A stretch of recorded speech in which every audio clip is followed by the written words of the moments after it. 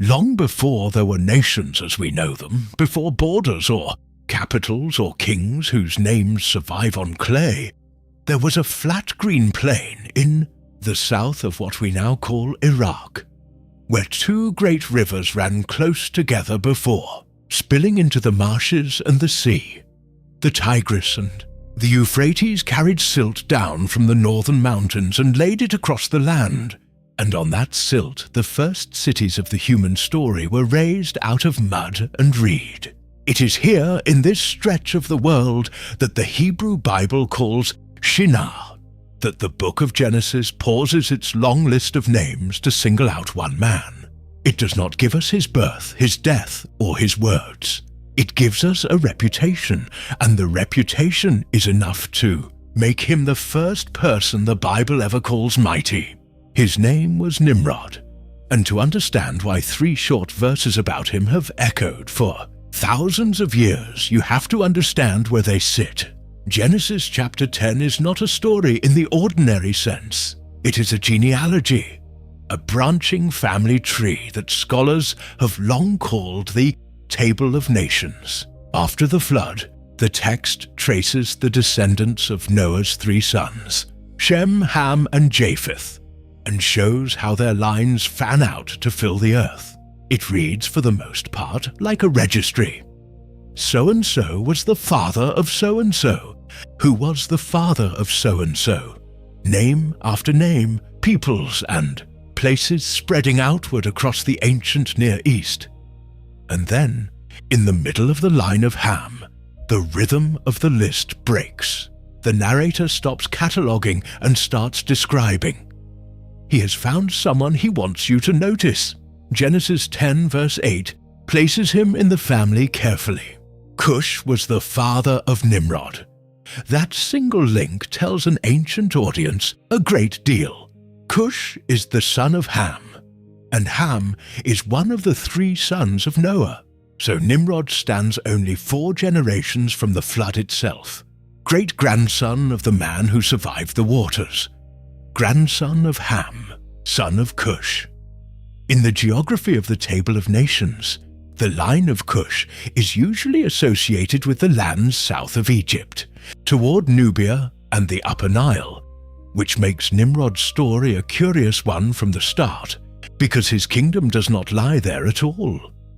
It lies in Mesopotamia, hundreds of miles to the east. The text seems aware that this man does not stay where his family begins. He moves, he expands, he builds. From the very first sentence, Nimrod is a figure defined by reach. Then comes the line that fixed him in memory. Genesis 10, verses 8 and 9 in the New International Version reads, Cush was the father of Nimrod, who became a mighty warrior on the earth. He was a mighty hunter before the Lord. That is why it is said, like Nimrod, a mighty hunter before the Lord. Notice what the narrator has done. He has not only described Nimrod, he has told us that there was already a saying about him, like Nimrod, a mighty hunter before the Lord. This is a proverb being quoted, a phrase that was apparently common enough in ancient Israel that the writer expected his readers to recognize it. Nimrod, in other words, was already a legend before Genesis was written down. The Bible is not introducing him so much as explaining a name people already knew. The Hebrew word translated mighty warrior and mighty hunter is gibber. It is one of the most loaded words in the Old Testament. A gibber is a man of strength, a champion, a warrior of overwhelming force. The same root describes the legendary heroes of old, men of renown, mentioned just 1 chapter earlier in the days before the flood. It describes David's elite fighting men, the Gibborim, his mighty warriors. To call Nimrod a Gibbor is to place him at the very top of the human scale of power. He is not simply strong. He is the strongest, the prototype, the first of his kind. The text says he became a mighty one, as though this were an achievement. a status he rose to rather than inherited. He is, by the Bible's own framing, the first empire builder, the first man whose strength translated into dominion over others. But the phrase that has provoked centuries of argument is the small one tucked into both verses, before the Lord. He was a mighty hunter before the Lord. In Hebrew, the preposition is lipnei Yahweh, literally to the face of, or in the presence of the Lord. On its surface, this could be a simple statement of fact. Nimrod was mighty, and everything happens in God's sight. Read that way. It might even be a kind of blessing, as if to say his prowess was God-given, exceptional in the eyes of heaven. Some ancient translators took it exactly so, but the Hebrew phrase can also carry a confrontational edge. Before the Lord can mean in defiance of, over against, standing in the face of God rather than humbly under him. And that reading, as we will see, is the one that the later traditions seized upon and never let go. The ambiguity is not a flaw in the text. It is the hinge on which the whole figure of Nimrod turns. Was he a hero whom God made great, or a tyrant whose greatness was a challenge flung at heaven? The Bible, in its spare way, leaves the door open to both. And that hunting image deserves a pause of its own. In the ancient Mesopotamian world, the hunt was not a pastime. It was royal propaganda. The kings of Assyria, more than 1,000 years after the time the Bible assigns to Nimrod, covered the walls of their palaces with carved reliefs of the king spearing lions, gripping them by the throat, loosing arrows from his chariot into charging beasts. To master the wild animal was to display the right to rule, to show that the king could impose order on chaos, that nothing in the natural world was beyond his strength. When the Bible calls Nimrod a mighty hunter, an ancient listener would not have pictured a man quietly stalking game for food. They would have pictured a conqueror, a ruler whose dominion over animals was the visible sign of his dominion over men. The hunter and the king were, in that culture, the same image. So, in just 2 verses, before he founds a single city or lays a single brick, Nimrod arrives fully formed as a type. He is the first mighty man on the earth. He is a name already worn smooth by repetition, a proverb in his own right. He is strength concentrated into a single human being, and he carries, woven into his very introduction, a question that the rest of his story will not put down, whether that strength bends toward heaven or against it. The narrator of Genesis has stopped his list, pointed at one figure in the crowd of names, and said, in effect, watch this one. Everything that follows, the cities, the tower, the empire, and the long shadow they cast, begins with that pointing finger on the plain of Shinar. The proverb told us what Nimrod was. The next lines tell us what he did, and they do it with the same compression. Where most figures in the table of nations are summed up by who they fathered, Nimrod is summed up by what he built. Genesis 10 verse 10 in the New International Version reads, "The first centers of his kingdom were Babylon, Uruk, Akkad and Calneh in Shinar." Then verses 11 and 12 continue. From that land he went to Assyria, where he built Nineveh, Rehoboth-ir, Calah and Resen, which is between Nineveh and Calah, which is the great city. 8 place names in 3 verses. It is one of the densest pieces of political geography in the entire book of Genesis, and almost every name on the list is a city that archaeologists have dug out of the ground. Begin with that first phrase, the beginning of his kingdom. In Hebrew, the word is Reshit, the same word that opens the whole Bible, in the beginning, Bereshit. Here it marks another kind of beginning. This is the first time the Hebrew word for kingdom, mamlakah, appears in Scripture. Nimrod does not simply found towns. He founds a kingdom, a structured dominion with a center and a reach, and the Bible is telling us plainly that this is where human political power begins. Before Nimrod, the text has given us families and clans spreading across the earth. With Nimrod, it gives us the state.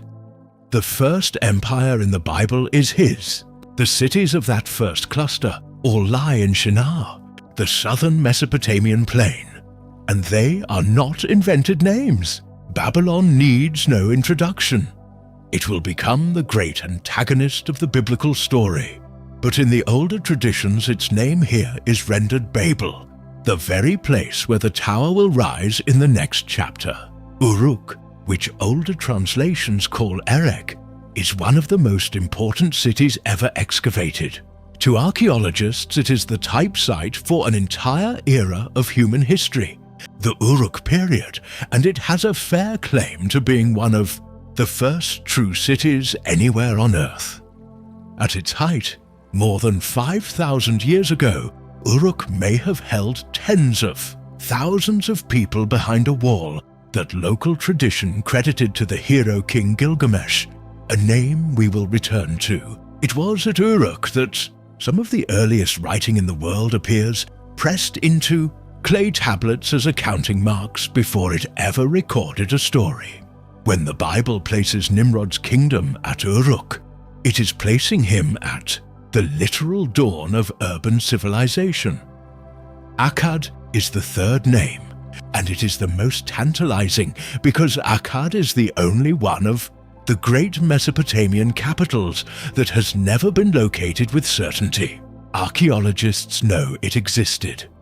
They know it gave its name to the Akkadian language, the Semitic tongue that would dominate Mesopotamia for 2,000 years, and to the Akkadian Empire, which under its founder Sargon became the first empire in recorded history to unite the city-states of the plain under a single ruler around the 24th century before Christ. But the city itself, Akkad, the capital from which that empire was governed, still lies buried somewhere beneath the soil of Iraq, unidentified, waiting.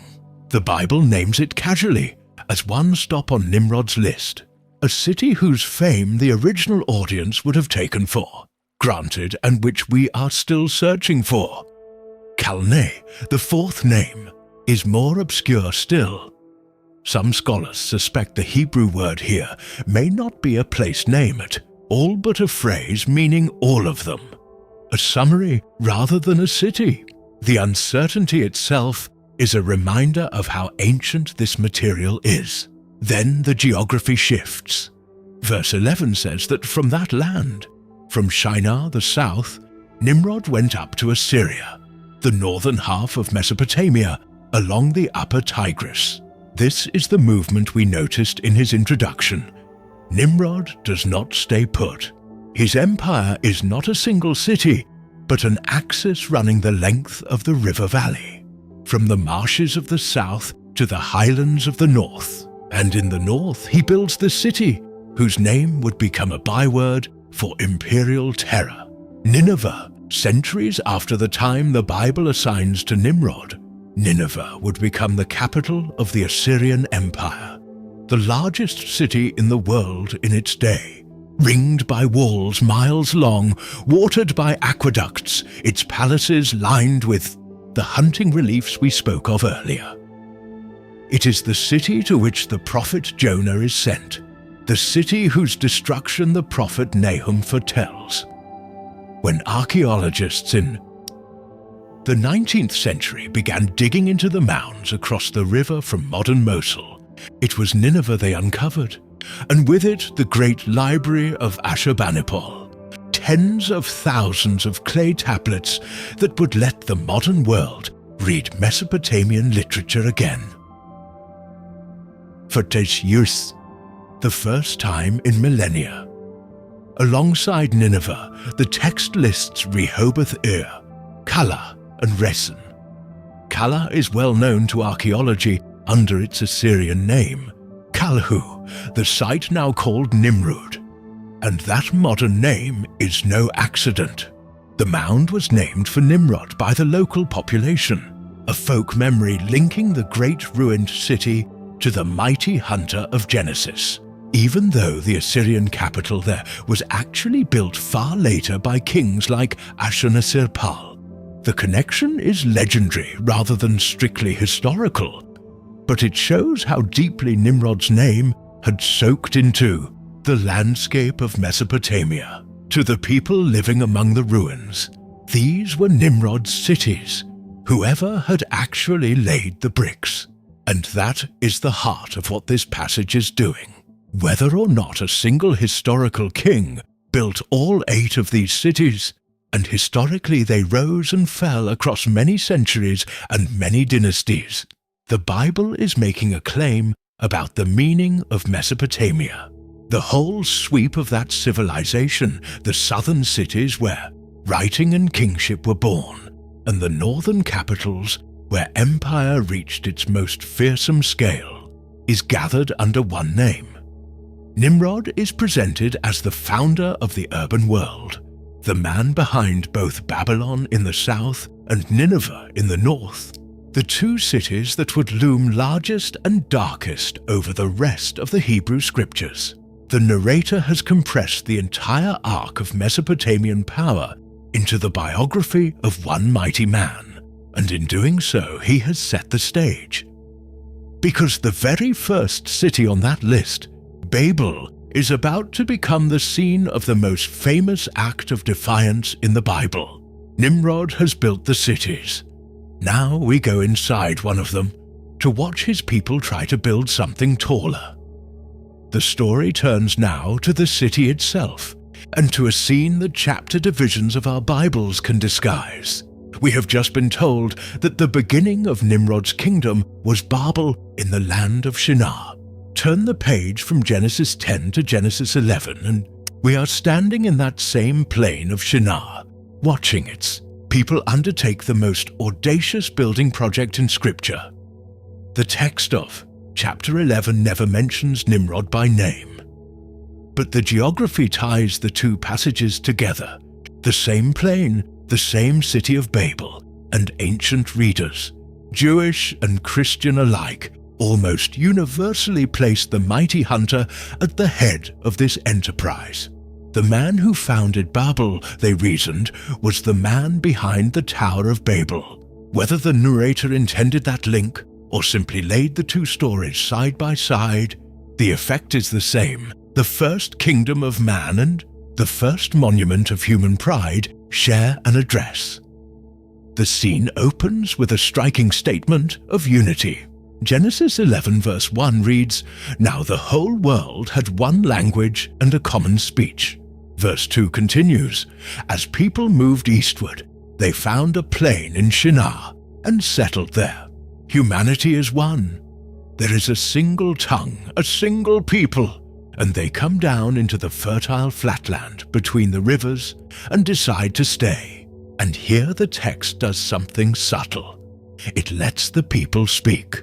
3 times in this short story, a human group says, "Come, let us make, let us build," and twice God answers with the same word, turned back on them.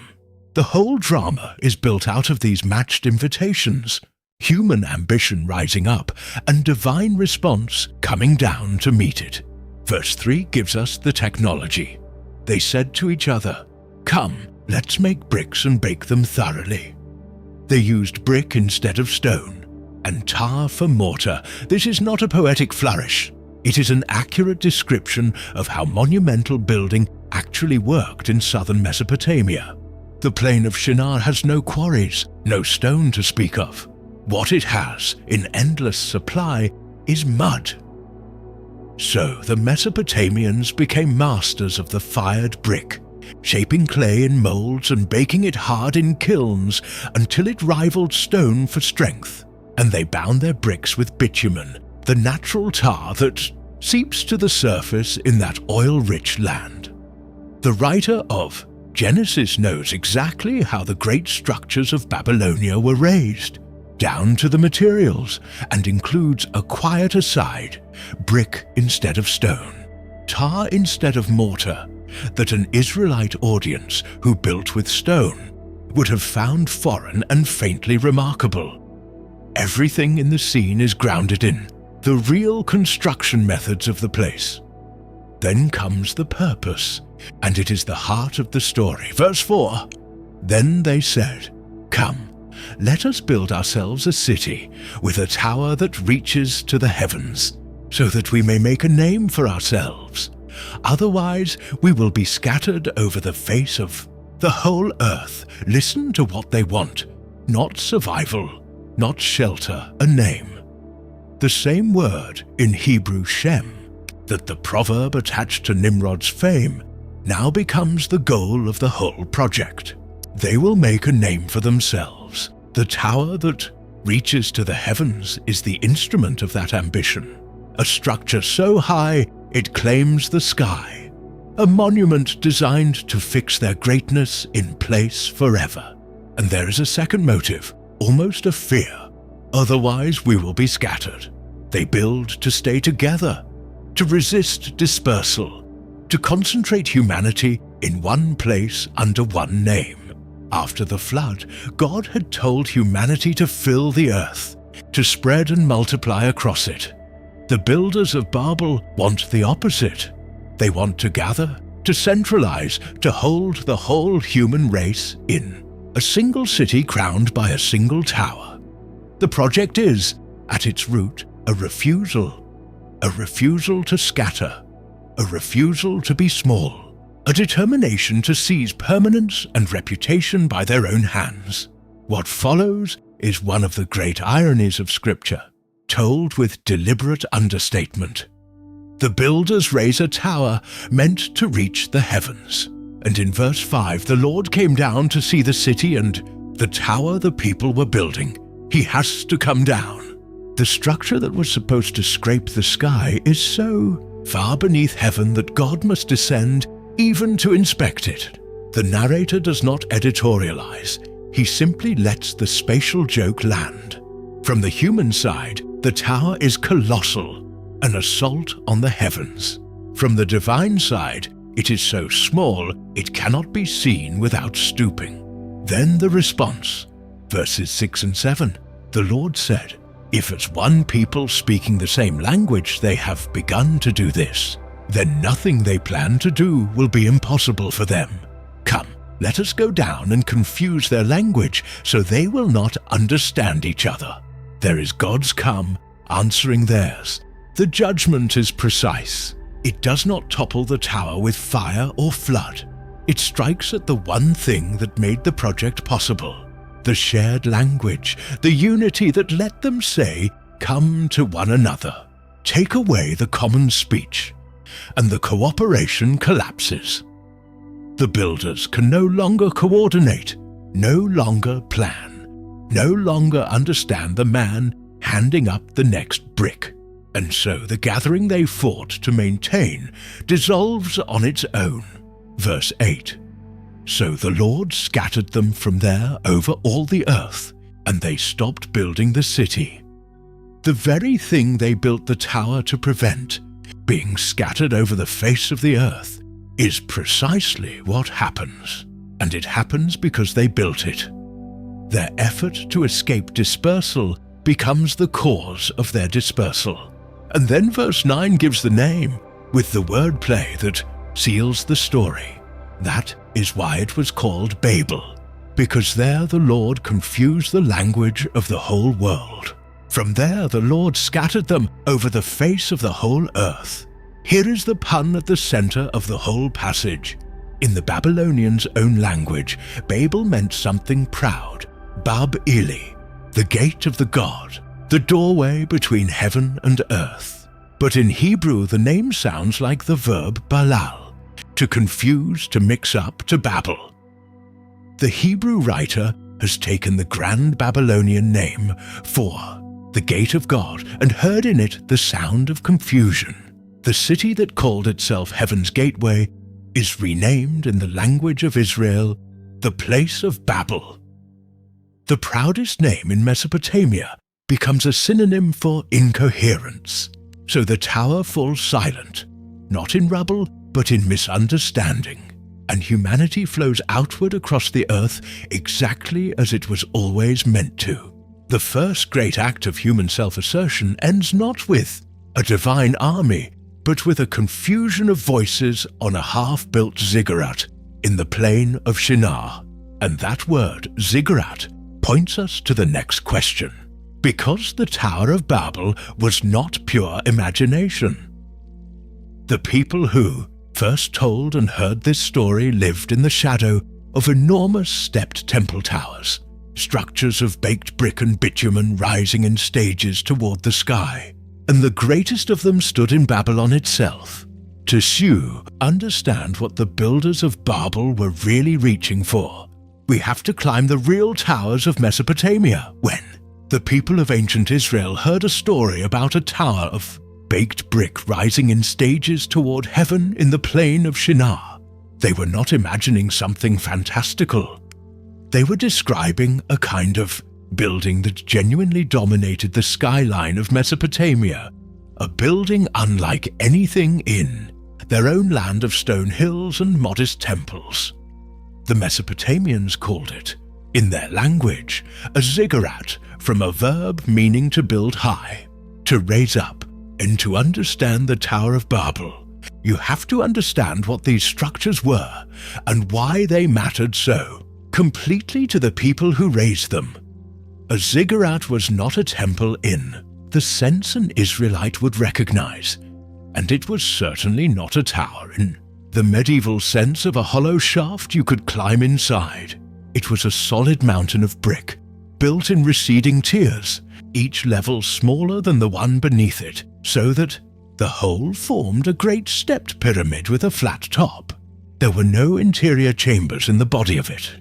The core was packed mud brick, sometimes millions of bricks, and the outer skin was the harder, more expensive fired brick set in bitumen, exactly the brick instead of stone, tougher mortar technique that Genesis describes. Stairways and ramps climbed the outside, and at the very summit, on the highest platform, stood a small shrine. The ziggurat was, in the Mesopotamian conception, an artificial sacred mountain, a meeting point between the realm of the gods above and the world of human beings below. Its name, in the case of the most famous one, captured the idea exactly. The bond between heaven and earth. The god was thought to descend to the high shrine, and the priests ascended to meet him there.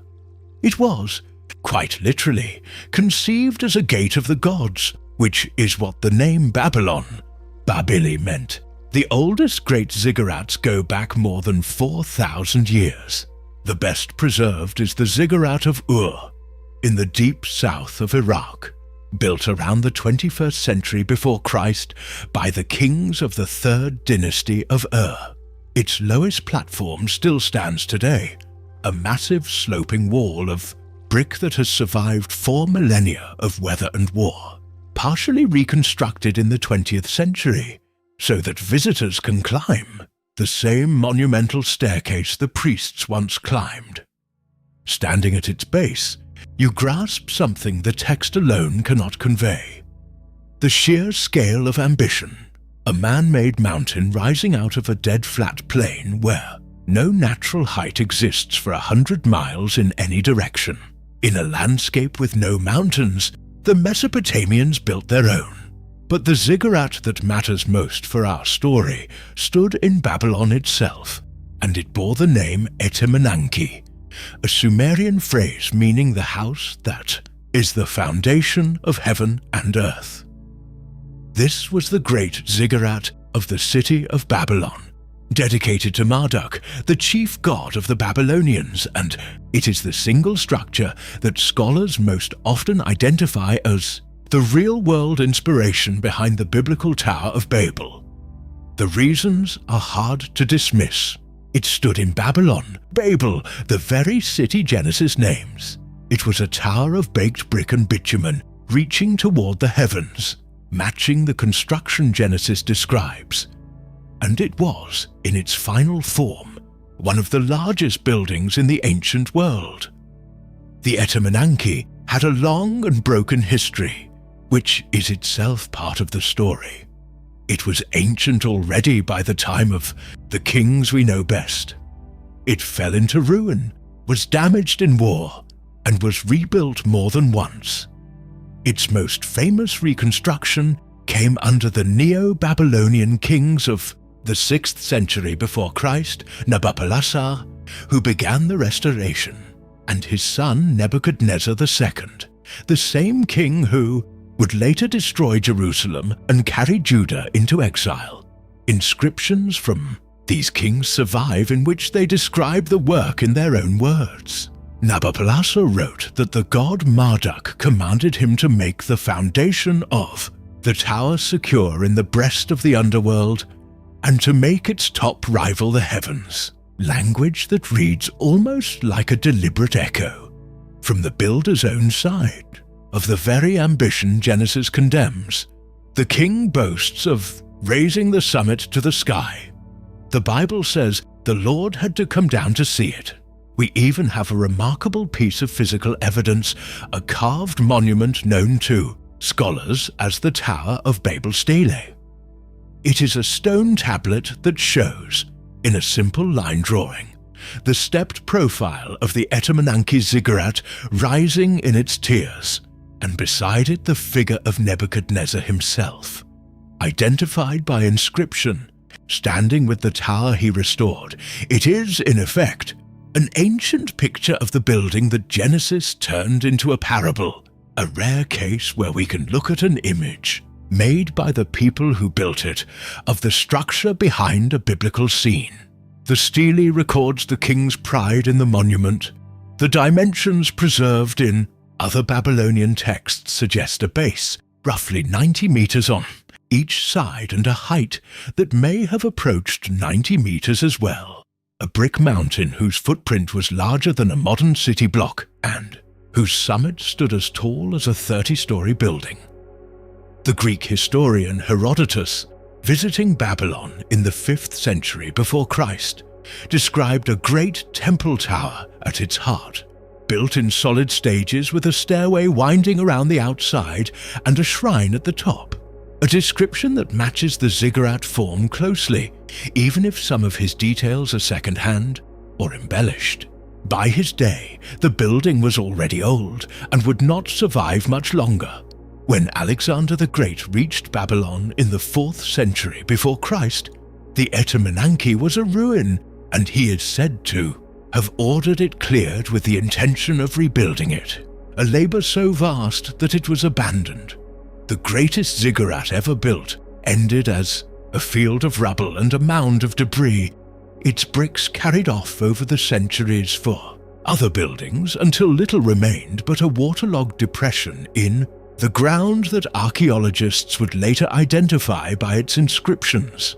And so the real tower met, in its own way, the fate the story assigns to the symbolic one. A monument raised to bind heaven and earth, to make the name of a god and a city endure forever, ended as a pit and a memory.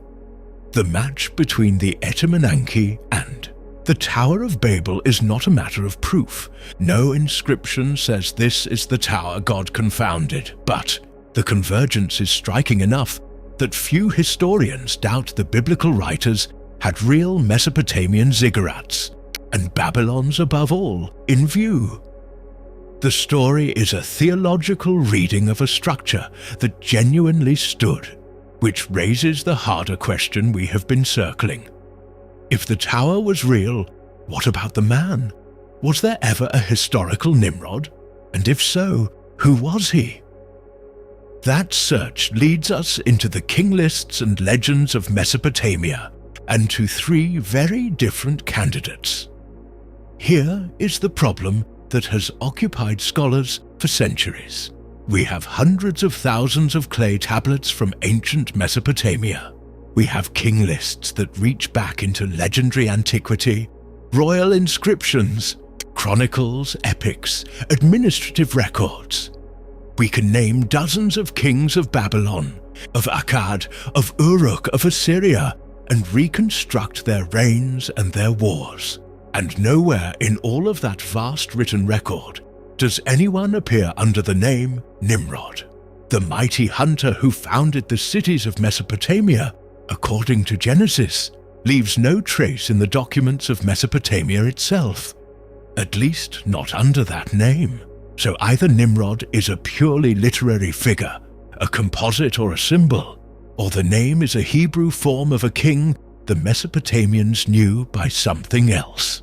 Scholars have spent a great deal of effort on that second possibility, and three main candidates have emerged. The first, and in many ways the strongest, is Sargon of Akkad. We met his empire briefly when we looked at the city of Akkad in Nimrod's list, and the parallels run deep. Sargon, who reigned around the 24th century before Christ, was the first ruler in recorded history to weld the squabbling city-states of Mesopotamia into a single empire under one crown.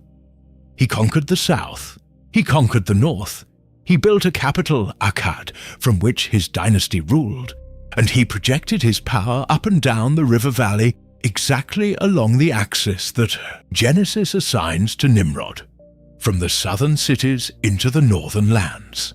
He was, in the most concrete historical sense, the first empire builder, the first man whose kingdom answered to the biblical description of a dominion with a beginning and a reach. If you were looking for the historical original of the first mighty man on earth, the founder of the first kingdom, Sargon fits the outline better than anyone. And there is a poetic detail. Legend said Sargon was born in secret and set adrift on the river in a basket of reeds sealed with bitumen, drawn out of the water and raised to greatness, a birth legend that would later find a famous echo in the story of Moses, and which marks Sargon as exactly the kind of larger-than-life founder, figure around whom a name like Nimrod might gather. The second candidate comes from a different direction. Gilgamesh was the legendary king of Uruk, the city Genesis lists as Erech, the second of Nimrod's foundations, and he is the hero of the greatest epic Mesopotamia produced, the Epic of Gilgamesh, preserved most fully on tablets from the library at Nineveh, tells of a king who was part divine, of overwhelming strength, a builder of mighty walls and a restless hunter who roamed the wild places of the earth. He travels into the cedar forest and kills its monstrous guardian. He hunts and slays the bull of heaven. He wears the skins of beasts and rangers across the steppe in search of immortality. That image, the superhumanly strong king who is also the great hunter, master of wild animals and wild lands, maps remarkably onto the Bible's mighty hunter, the gibber who tamed the beasts as a sign of his power. Those who favor Gilgamesh point out that the hunting motif, which is awkward to attach to Sargon, sits naturally on him, and that he too is tied to one of Nimrod's named cities. And then there is a third strand, which looks not to a human king but to a god. Several scholars have noticed that the name Nimrod resembles the name of Ninurta, the Mesopotamian god of war, and of the hunt, a divine warrior and mighty champion who in the myths subdues monsters and imposes order by force. The connection is partly one of sound and partly one of role. Ninurta is the divine archetype of exactly the heroic, conquering, hunting strength the Bible gives to Nimrod. A related proposal points to the Assyrian king Tukulti-Ninurta I, a powerful 13th century conqueror whose name carries the gods within it and who was remembered as a great and aggressive ruler. On this reading, Nimrod is not the memory of one man at all, but a fusion, a Hebrew distillation of the whole Mesopotamian ideal of the warrior king, divine and royal strands braided together and given a single name. The truth is that the evidence does not let us settle the question, and the most careful scholars are content to leave it open.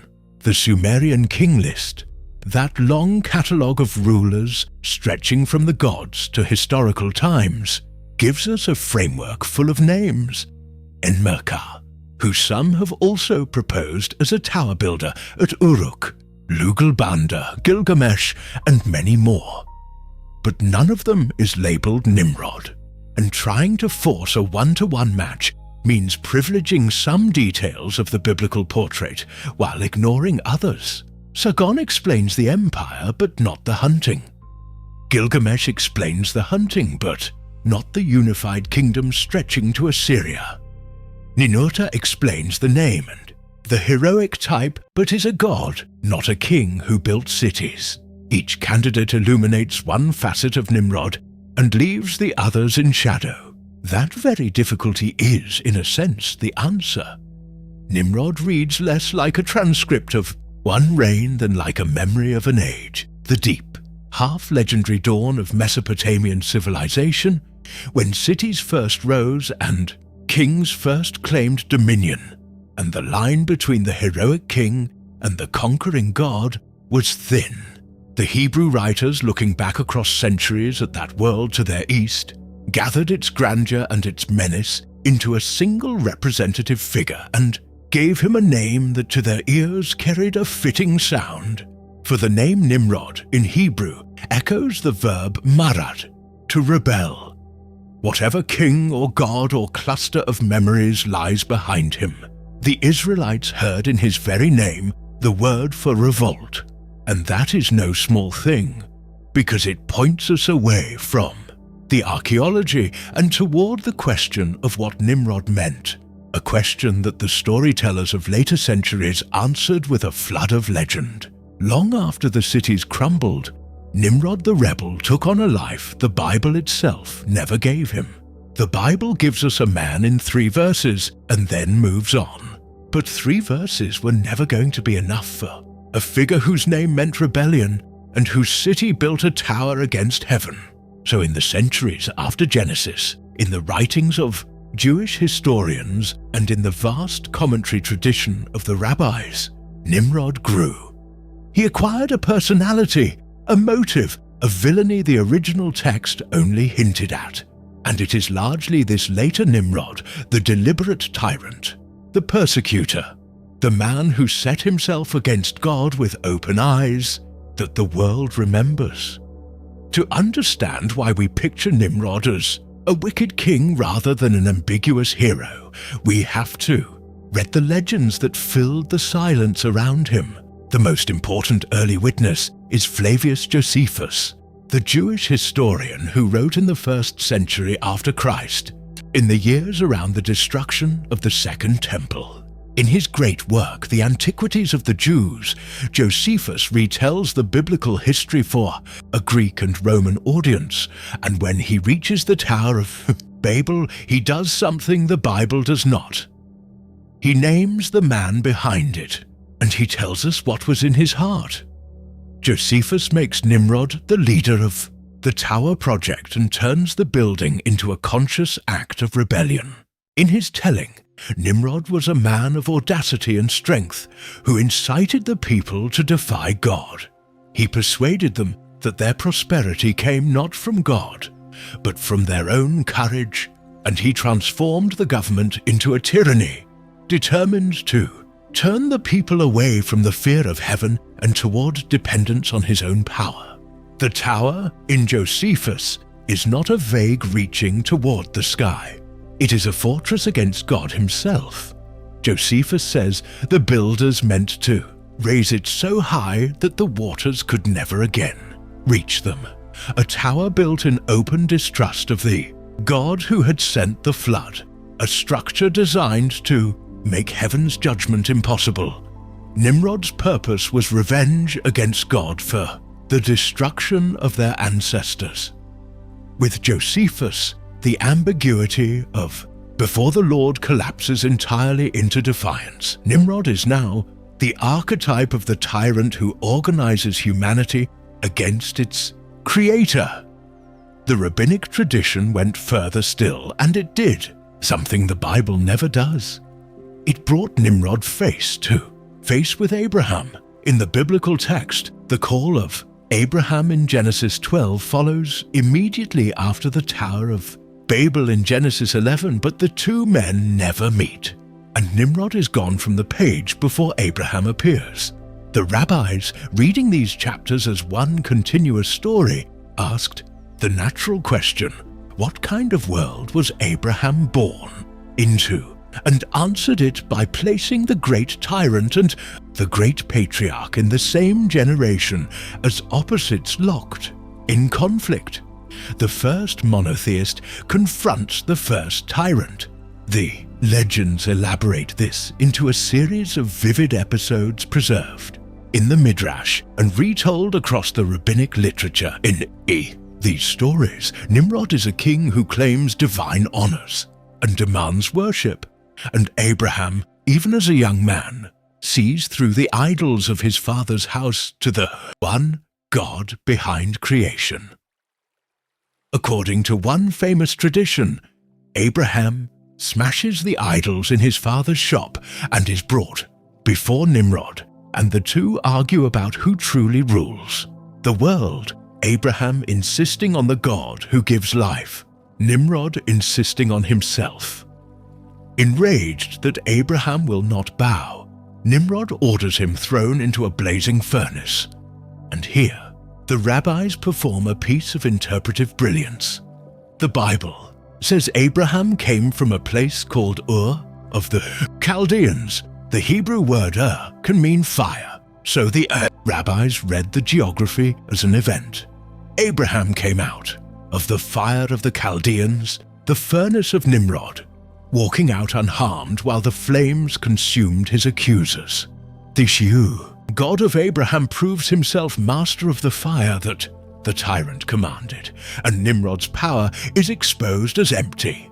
This legend of Abraham in the furnace became one of the most beloved in Jewish tradition, and it cemented Nimrod's role for all time as the persecutor of the faithful, the king who would burn a man alive rather than surrender his own claim to be God.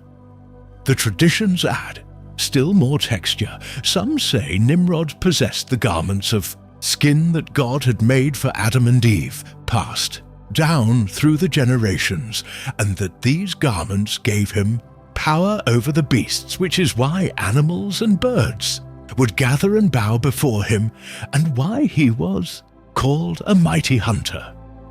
On this reading, his hunting prowess was stolen sacred power, not natural skill, and the rabbis play on the phrase mighty hunter before the Lord by reading it as mighty hunter against the Lord, a hunter, not of animals, but of men, a trapper of souls, who used his words to ensnare people and turn them from God. The very ambiguity we found in the Hebrew preposition becomes, in their hands, a settled verdict.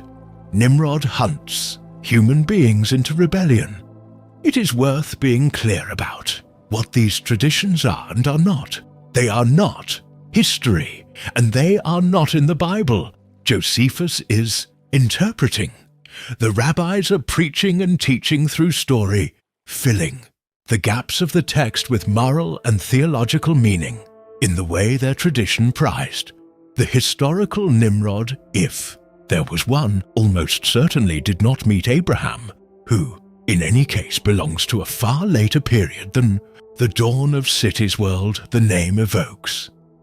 But the legends matter enormously because they are the lens through which most of later Judaism, Christianity and Islam came to see him. The Quran too preserves the confrontation between Abraham and an unnamed tyrant king whom Islamic tradition identifies as Nimrod, and the fire from which Abraham emerges unharmed. Across three faiths, Nimrod became the type of the proud ruler who sets himself up as a god and is humbled by the God of the powerless. And that is the figure we have inherited, not the spare, ambiguous gibber of Genesis 10, but the towering villain of the commentaries, the tyrant of the furnace, the rebel whose name was already, in Hebrew, Hafa, synonym for revolt. The legends took a hint and built a monument, much as the builders of Babel took a plain of mud and built a tower. Which brings us back finally from the cities and the kings and the stories to the question underneath all of them. Why did the Bible single out this one man in the first place? What did the narrator of Genesis want us to see when he stopped his list and pointed? The answer lies in what Nimrod represents, the meaning the whole tradition was reaching for. It lies in the idea of the first kingdom of man. Strip away the legends and the archaeology and return to the bare text, and a pattern emerges that tells us why Genesis bothered with Nimrod at all. He is the Bible's first portrait of a particular human possibility, the gathering of human strength into a kingdom that exists to magnify itself. Everything we have traced flows from that, the mighty hunter, the founder of cities, the builder of Babel. These are not separate facts, but a single idea unfolding. Nimrod is what happens when human beings, after the flood, set out to make a name for themselves rather than to bear the name of God. He is the first kingdom of man, and the Bible places him deliberately at the head of its story as a contrast to everything that comes after. Consider the architecture of these chapters. The whole movement of Genesis after the flood is supposed to run outward. God blesses Noah and his sons and commands them to be fruitful, to multiply, to fill the earth. Dispersal is the divine intention, humanity spreading across the world, cultivating it, filling it with life. This year, Table of Nations in chapter 10 shows that command being fulfilled, peoples branching and scattering to their lands. But planted in the middle of that outward flow is Nimrod, and Nimrod runs the other way. He concentrates, he gathers people into cities, binds them into a kingdom, and at Babel, his people say aloud the thing his whole project means. Let us build a city and a tower. Let us make a name for ourselves, lest we be scattered. The kingdom of man is centripetal. It pulls inward toward a single name, a single tower, a single concentration of power that resists the God-given call to spread and fill the earth. Pride in the biblical imagination is not merely arrogance of attitude. It is a direction. It is the refusal to disperse, the determination to make oneself the center and the summit. And the name they wanted is the key word. To make a name, a Shem, for themselves. The Bible is quietly precise here. Just one chapter later, God will come to Abraham and make him a promise that is the exact mirror of Babel. At Babel, men say, "Let us make a name for ourselves and build a tower to heaven." To Abraham, God says, "I will make your name great." The builders of Babel seize a name by their own effort, piling brick on brick toward the sky, and they lose it in confusion and scattering. Abraham receives a name as a gift, asking for nothing, and through him all the families of the earth, the very families scattered at Babel, will be blessed. The two stories are set side by side as the two roads available to humanity. The kingdom of man grasps upward and is broken. The man of faith is lifted up by the God he trusts. Nimrod and Abraham are not just a tyrant and a patriarch. They are two answers to the same question. Where does a great name come from? From below or from above? This is why the Christian tradition came to read Babel as the dark twin of another, seen far later in the Bible. At Babel, humanity speaks one language and is scattered into many through judgment. Pentecost in the book of Acts. People of many languages are gathered into one understanding through the Spirit. Babel is many made one by human pride and then shattered into many. Pentecost is many made one by divine gift and held together. The early Christian readers saw the two as deliberate counterparts, the curse of Babel undone, the scattering reversed, not by building a tower up to God, but by God's Spirit coming down to the people. Where Babel's unity was a project of self-assertion that God had to break, Pentecost's unity was a gift that healed the very wound Babel had opened. The kingdom of man builds upward and is divided. The kingdom of God comes downward and gathers. The figure of Nimrod did not vanish from the Bible. After Genesis, he surfaces once more, centuries later, in the words of a prophet, and the way he is used there confirms everything we have said. The prophet Micah, speaking in the 8th century before Christ, as the armies of Assyria threatened to swallow the small kingdoms of Israel and Judah, promises a coming deliverer and describes the defeat of the great oppressor. In Micah chapter 5 verse 6, he writes, "They will rule the land of Assyria with the sword, the land of Nimrod with drawn sword. He will deliver us from the Assyrians when they invade our land and march across our borders." Notice what Micah does. He sets two names in parallel, the land of Assyria, the land of Nimrod, treating them as the same thing. By Micah's day, more than 1,000 years after the time Genesis assigns to him, Nimrod had become a synonym for the whole imperial power of Mesopotamia, the embodiment of the predatory kingdom that crushes the weak and devours its neighbors. To say the land of Nimrod was to say the land of empire, the land of the proud kingdom of man at its most violent. The mighty hunter had become the name for every state that hunts the nations. And this is the deepest meaning of the figure. Nimrod stands at the headwaters of a current that runs through the entire Bible, the current of human kingdom set against divine kingdom. He is the first king, and the Bible's verdict on the first king is double-edged. Human kingship can protect and order, but left to itself it tends toward Babel, toward the tower, toward the name made by force and the power that swallows the powerless.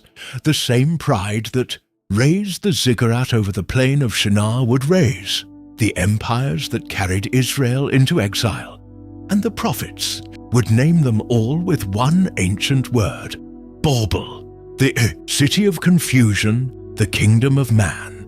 The biblical writers were not merely recording the past, they were teaching their readers to recognize a recurring shape in history, the gathering of human strength into a monument to itself and its inevitable scattering before the God who cannot be reached by a stairway of brick, which means the story of Nimrod was never finished in Genesis. The city he founded, Babel, did not stay a half-built ruin in an old legend. It became Babylon, a real empire that would rise to terrifying power, destroy the temple of God, and carry his people away in chains, and then it became something larger than any single city, a symbol the Bible would carry all the way to its final pages. To follow Nimrod's tower to the end of its meaning, we have to follow Babel out of Genesis and into history, and then out of history and into prophecy, to the place where, in the last book of the Bible, Babylon falls for the last time. The plain of Shinar fell silent and the half-built tower passed into legend. But the city at its foot did not disappear. Babel became Babylon, and Babylon became the greatest power the ancient Near East had ever seen. Over the centuries, the muddy settlement on the Euphrates grew into a metropolis of temples and palaces, of hanging gardens that the Greeks counted among the wonders of the world, of walls so broad that chariots were said to drive along their tops. And under the king we met, at the ziggurat Nebuchadnezzar II, Babylon reached the summit of its power in the 6th century before Christ. The city that Genesis had named as the first of Nimrod's foundations now ruled the world from the Persian Gulf to the borders of Egypt. The kingdom of man had grown to its full and terrible stature. For the people of God, Babylon's greatness arrived as catastrophe. In the year 506 before Christ, Nebuchadnezzar's armies broke through the walls of Jerusalem, burned the temple that Solomon had built, and carried the people of Judah away into exile by the rivers of Babylon. The city of confusion had become the city of captivity. And in that moment, everything the Bible had been saying about Babel since Genesis came true on the largest possible scale. The proud kingdom of man, the gatherer of nations, the tower builder reaching for a name, had stretched out its hand and seized the people who bore the name of God. Babylon was no longer an old story about a tower. It was the boot on Israel's neck. The prophets answered Babylon with some of the most thunderous oracles in Scripture. Isaiah had already looked ahead to the fall of the proud city, picturing the king of Babylon brought down from his imagined heights, the very image of a ruler who tried to ascend to heaven and was cast down, an echo of Babel's tower in the fate of Babel's king. Jeremiah, who lived through the destruction of Jerusalem, pronounced against Babylon a doom as total as the city's power was great, declaring that the hammer of the whole earth would itself be shattered, that the city would become a heap of ruins where no one would live. Shear-Zired prophets understood Babylon not merely as one enemy among many, but as the archetype, the kingdom of human pride in its fullest form, and they insisted that its fall was as certain as its arrogance was vast. And fall it did. In the year 539 before Christ, less than 50 years after it destroyed Jerusalem, Babylon was taken by Cyrus, the Great of Persia.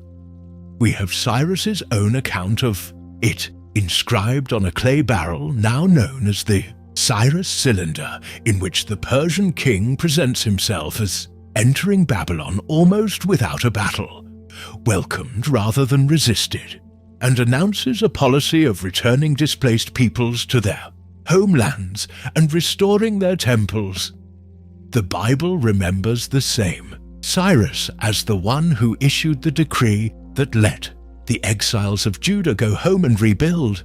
The greatest city of the ancient world changed hands, and the kingdom that had seemed eternal proved as mortal as the tower that gave it its name.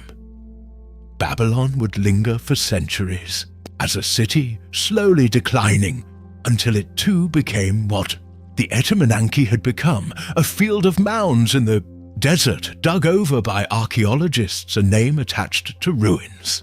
But here is the strange and important thing. By the time the New Testament was written, Babylon as a political power had been gone for centuries, conquered by Persians then, Greeks then absorbed into the slow turning of empires. And yet Babylon was more alive in the imagination than ever. It had outgrown its geography. The name had become a symbol, the eternal name for the kingdom of man set against the kingdom of God, for any power that exalts itself, oppresses the faithful, and makes a name for itself in defiance of heaven. When the early Christians wanted to speak of the Roman Empire that persecuted them, the empire that had now destroyed Jerusalem a second time, they did not always say Rome. They said Babylon. The first letter of Peter sends greetings from a church in Babylon, and Christian readers have long understood that as a coded name for Rome, the new Babylon, the latest incarnation of the same ancient pride. And so we arrive at the last book of the Bible, where Nimrod's city makes its final appearance, transfigured into a vision. In the Revelation of John, the great enemy of God's people is a city, and Her name is the old name. Revelation chapter 17 verse 5 describes her. The name written on her forehead was a mystery. Babylon the Great, the mother of prostitutes and of the abominations of the earth. This is Babel come. To the end of its road, no longer a tower. On a plain, no longer even a single empire, but the symbol of every human system that sets itself up in the place of God, drunk on its own glory, seducing the nations and crushing the saints. She is the kingdom of man raised to a cosmic principle, the final, total form of the city that began when one mighty hunter said, "Let us make a name for ourselves," and she falls. The same vision that names her also pronounces her end, and it does so in words that gather up every prophet who ever cried out against the proud city. Revelation chapter 18 verse 2 declares, "Fallen, fallen is Babylon the Great.